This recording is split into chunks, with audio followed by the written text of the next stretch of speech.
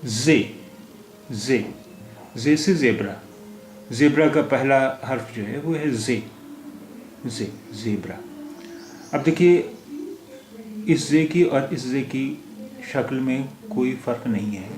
वो इसलिए कि जे के बाद जब कोई भी हर्फ आता है तो उससे मिलाया नहीं जाता। यहाँ जे से पहले कोई हर्फ है नहीं और जे के बाद कोई हर्फ उससे मिलाया नहीं जाता, इसलिए जे के बाद जो हरूफ आए हैं वो इससे मिलाए नहीं गए हैं, वो अलग लिखे गए हैं। इसलिए जो शक्ल यहाँ है जे की वही शक्ल यहाँ भी है जे की। जे, ज़ेब्रा, ज़ेब्रा।